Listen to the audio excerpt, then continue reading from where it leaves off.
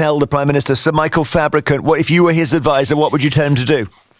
Well, first of all, I think I would say, after he'd buried his head in his hands, have a good sob. I mean, I suspect he's probably already done that. But the second thing I would say is make peace with Peter Mandelson. Peter Mandelson can be a very nasty and vicious enemy, and he doesn't want to do that. Just imagine what Peter Mandelson might want to say about what President Trump thinks about, I don't know, David Lammy, or what he thinks about Starmer himself. Is Mandelson, for all that he's a respected figure, he's finished it politically, isn't he? Because it'll just be sour grapes if he speaks out like that. It will be sour grapes, but that's not stopped Peter Mandelson in the past. So let's not actually rule that out. And then what would I say? Well, I agree actually with what Michael said at the beginning, and that is that Blair had vision. Blair also had charisma. The problem with poor Starmer is that he neither has vision nor charisma. I mean, don't forget, he didn't just reverse his view on Angela Rayner and then later on, and yesterday, 2 days ago, with Peter Mandelson, he did this over grooming as well, over the grooming incidents. He said, we don't need a national inquiry, and then changed his mind. He doesn't seem to be able to think 2 steps ahead, and that's a very weak point in a prime minister.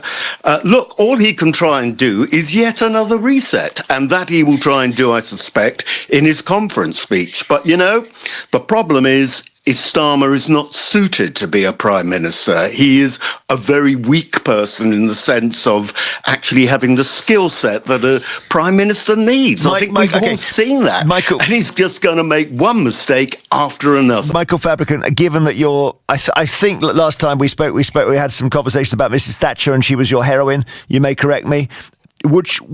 She would say, "Don't U-turn ever because it destroys you," wouldn't she? Yeah, I mean, she's one of my heroines. Actually, Tony Blair is one of my heroes. So there, we're getting it on both sides. Incidentally, I disagree with you, Jeremy, on one thing. You were saying, it's a good point that you've actually got a deputy prime minister who is going to be on the same side of the Labour Party, which is more centrist than the left-wingers. I think that's actually rather bad news, because the problem is that people like Angela Rayner, who have huge support on the Labour backbenchers, which are far more left-wing than Keir Starmer and most of his cabinet. Angela Rayner was constrained by cabinet responsibility. She no longer has that. Good point. Well, Michael, though, looking at it, though, I was just thinking that who the final 2 candidates are will show us how left-wing the Labour backbenchers are. And based on Lucy and Bridget, we'd have to say not very. Yeah, but that's not the case, they're not very left-wing.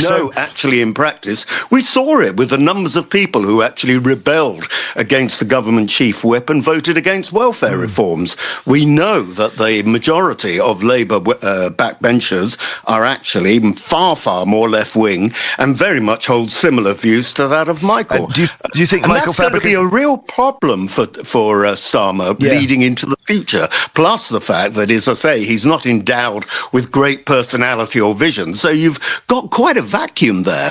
Last one to you, Sir Michael Fabricant. Do you think he will be, as one of your colleagues, James Cleverly says, gone by Christmas?